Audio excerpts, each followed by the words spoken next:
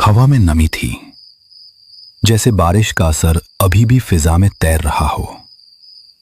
जंगल के पेड़ धीरे धीरे झूम रहे थे और आसमान में आधे छिपे तारे जैसे वो भी इस घने अंधेरे से डर गए हों। आरव अपनी दादी के घर आया था। जंगल के किनारे बना एक पुराना लकड़ी का घर, जिसकी दीवारों में भी जैसे पुरानी कहानियों और अनकहे रहस्यों की सांसें बसी हों। थोड़ी ही दूरी पर एक तालाब था, बिल्कुल शांत, लेकिन अजीब तरह से जिंदा महसूस होता हुआ, जैसे किसी की आंखें अंदर से झांक रही हों। उस रात खाना खाकर आरव अपने कमरे में बैठा था। कमरे की मेज पर रखा पुराना टिमटिमाता लैंप मंद पीली रोशनी फैला रहा था, जो दादी के चेहरे पर पड़कर हल्की हल्की परछाइयां बना रहा था। दादी, ये जगह, ये कॉटेज इतनी खामोश क्यों है, जैसे कोई हमें देख रहा हो? ये जंगल, यहाँ की हवा में कुछ अलग है, कुछ पुराना। यहाँ के लोग कहते हैं कि रात के वक्त तालाब के पास नहीं जाना चाहिए। दादी, आप भी ना, ये तो बस जंगल है, थोड़ी सी हवा, थोड़ा सा अंधेरा, इसमें डरने वाली क्या बात है? दादी, सच बताओ, कोई ऐसी बात है जो आप हमसे छुपा रही हैं? कोई पुरानी कहानी, कुछ अजीब, कुछ डरावना? कहानियां तो बहुत हैं बेटा, पर कुछ कहानियां बोलने से पहले सोचना पड़ता है, क्योंकि उनके शब्द और उनका असर हवा में रह जाते हैं। दादी, आप ऐसे क्यों बोल रही हैं? ऐसा क्या है इस लेक के बारे में? हमें तो बस ये लगा था कि ये एक नॉर्मल सा कॉटेज है। नॉर्मल? ये तालाब, ये जंगल, ये नॉर्मल नहीं है। यहाँ की मिट्टी में, पानी में कुछ ऐसा है जो कभी सोता नहीं। कभी कभी रात के वक्त एक आवाज सुनाई देती है, एक औरत का रोना। औरत का रोना? कौन सी औरत दादी? क्या बात कर रही हैं आप? तुम लोग छोटे हो, शायद समझ ना पाओ, पर यहाँ के लोग जानते हैं, वो यहाँ से कहीं नहीं गई। उसका दर्द, उसका श्राप अब भी यहाँ है। दादी, आपको कोई डरावनी कहानी आती है क्या? कोई भूत की कहानी? कहानी तो मैं सुना दूंगी, लेकिन एक बात याद रखना, जब तक कहानी खत्म ना हो जाए, कोई भी यहाँ से उठकर नहीं जाएगा, वरना उसका अंजाम अच्छा नहीं होगा। ठीक है दादी। बेटा, ये कहानी मशहूर है, लालो रोना की, लेकिन वो सिर्फ एक कहानी नहीं, एक श्राप है। उसका रोना आज भी इस हवा में सुनाई देता है। बहुत पहले एक छोटे से गांव में एक औरत रहती थी। उसका नाम था मारिया। उसकी जिंदगी खुशियों से भरी थी। एक प्यार करने वाला पति, 2 मासूम बच्चे और हंसी खुशी भरा घर। लेकिन खुशियां अक्सर सबसे पहले उसी के घर से जाती हैं। एक दिन सब कुछ बदल गया। मारिया के पति की जिंदगी में कोई और आ गई, एक अमीर औरत, सुंदर, घमंडी और लालची। उसके पति ने धीरे धीरे मारिया और बच्चों से दूरी बना ली। मारिया रोती रही, विनती करती रही, पर एक दिन उसका पति हमेशा के लिए चला गया। मारिया का दिल टूट गया, नहीं, टुकड़ों में बिखर गया। वो किसी से बात नहीं करती, खाना नहीं खाती, बस चुपचाप बहते पानी को देखती रहती।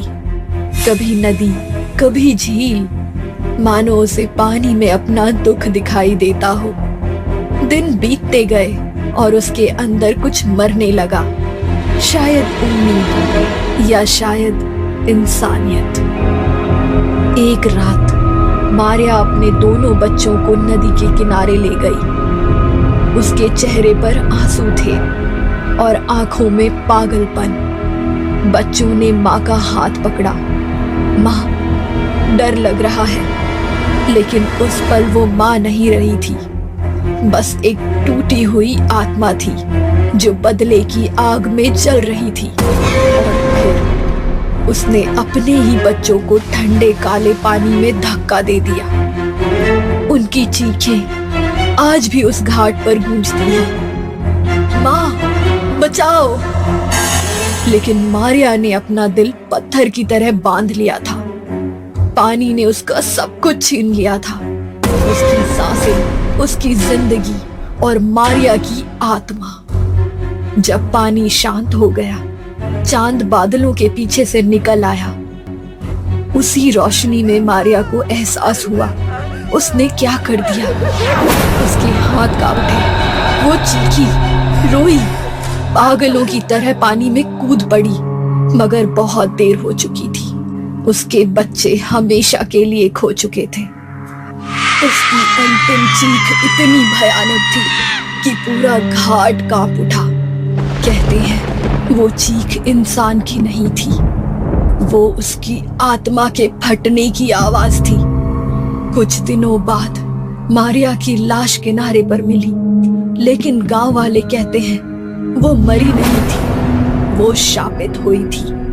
लोगों ने रातों में नदी के किनारे एक औरत को रोते हुए सुना। उसकी गला हवा को चीरती थी और उसकी आवाज सुनाई देती थी, आई मिस ईहोस, आई मिस ईहोस। इसका मतलब, ओ मेरे बच्चों, धीरे धीरे लोग समझ गए ये कोई इंसान नहीं, ये लालोराना रोती हुई औरत है। वो अपने गुनाहों के लिए मुक्ति नहीं पा सकी, इसीलिए भगवान ने उसे श्राप दिया। वो हमेशा अपने बच्चों को ढूंढती रहेगी, लेकिन कभी नहीं पा सकेगी। कहते हैं वो आज भी तालाबों और नदियों के पास भटकती है, पर अब वो सिर्फ अपने बच्चों को नहीं ढूंढती, वो दूसरों के बच्चों को भी अपना समझकर ले जाती है। जो उसके रोने की आवाज सुन ले, समझ लो उसका विनाश शुरू हो गया। और अगर कोई उसका नाम लेकर उसे बुलाए, वो तुरंत सामने आ जाती है। भीगी हुई नीली पड़ी त्वचा, खाली आंखें, मौत जैसी ठंडी आवाज। लोग कहते हैं कुछ आत्माएं सिर्फ श्रापित नहीं होती, खुद श्राप बन जाती हैं। और मारिया ला लोरोना अब एक श्राप है जो कभी खत्म नहीं होगा। उसकी चीख आज भी चलती हवाओं के साथ गूंजती है, तालाब के ऊपर, पेड़ों के बीच और उन लोगों के कानों में जो रात के समय वहां जाने की हिम्मत करते हैं। दादी कुछ देर चुप रही। उनकी आंखों में उस कहानी का डर अब भी जिंदा था। ऐसा लग रहा था जैसे वो खुद भी कभी वो आवाज सुन चुकी हों। कमरे में सिर्फ हवा सरसराहट कर रही थी। आरव के गाल पर हल्की सी ठंडक उतर आई, जैसे किसी ने बर्फ का टुकड़ा उसके चेहरे के पास से गुजार दिया हो। लेकिन अगले ही पल आरव जोर से हंस पड़ा। नाइस स्टोरी दादी, लेकिन सब बकवास है। ऐसी चीजें कहीं होती हैं क्या? वो अपना मोबाइल उठाकर खड़ा हुआ और टॉर्च ऑन की, फिर बालकनी की तरफ बढ़ गया। फोन की सफेद रोशनी ने कुछ पल के लिए तालाब की तरफ लगे पेड़ों को रोशन किया। दादी ने अपनी कुर्सी से सिर्फ उसकी पीठ को देखा। उनकी आंखों में एक अजीब सा शांत डर था, जैसे वो जानती हों कि अब कुछ बुरा होने वाला है। बेटा, तालाब के पास जाने की सोचना भी मत। उस रात वो जागती है। कमरा अचानक और भारी लगने लगा। आरव मुस्कुराया, मगर उसमें अब चुनौती ज्यादा थी, हंसी कम। अच्छा, तो कल मैं ही तालाब तक जाऊंगा और उसे बुलाऊंगा, आई मिस ईहोस। वो फिर हंस पड़ा। दादी ने सिर झुका लिया, जैसे वो कुछ कहना चाहती हूं पर कह नहीं पा रही। तभी बाहर की हवा अचानक तेज हो गई, खिड़की हिलने लगी और कहीं दूर तालाब की तरफ से एक बहुत हल्की आवाज आई, जैसे किसी ने रोते हुए फुसफुसाकर कुछ कहा हो। उनकी उंगलियां हल्का सा कांपी, धीरे से उन्होंने कहा। उसने फिर से अपना नाम सुना। रात के 12 बज चुके थे। घर के भीतर सब गहरी नींद में थे, लेकिन आरव जाग रहा था। दादी की आवाज जैसे अब भी उसके कानों में जिंदा थी। आरव ने धीरे से कंबल हटाया। बिस्तर से उतरते ही उसकी एड़ियां ठंडी लकड़ी के फर्श को छू गईं और फर्श ने कर्क की आवाज की। वो एक पल रुका, जैसे डरता हो कि कहीं कोई जाग न जाए, मगर फिर धीरे से दरवाजा खोल दिया। बाहर अजीब सा माहौल था। तालाब घर से ज्यादा दूर नहीं था। आरव ने टॉर्च जलाने की जरूरत नहीं समझी। वो धीमे धीमे बिल्कुल सावधान कदमों से तालाब की ओर बढ़ा। वो तालाब के किनारे जा खड़ा हुआ। आरव ने धीमी आवाज में पुकारा, ला योरोना, तू कहां है? कोई जवाब नहीं, बस हवा धीमी सी सरकी। आरव ने हल्की मुस्कान के साथ फिर जोर से पुकारा, आई मिस हिजोस। तालाब हिल उठा। काले पानी की सतह पर गोल गोल लहरें उठी, जैसे किसी ने अंदर से हाथ मारा हो। आरव चौंका। उसने पानी को घूर कर देखा। कुछ काला, एक साया पानी के अंदर से गुजरा था। उसका दिल एक पल के लिए रुक सा गया, लेकिन फिर उसने खुद को संभाला। देखा, कुछ नहीं होता। वो खुद से ही हंसा, डर को छुपाते हुए। वो मुड़कर वापस जाने लगा, लेकिन अचानक हवा तेज हो गई।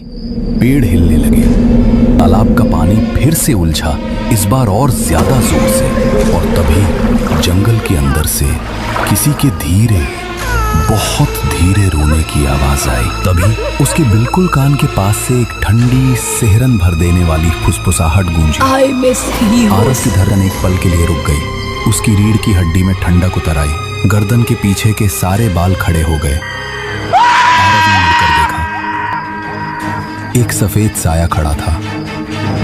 उसका शरीर पतला और लंबा, कपड़े फटे हुए और बिल्कुल भीगे हुए। उनसे पानी की बूंदें टप टप जमीन पर गिर रही थीं।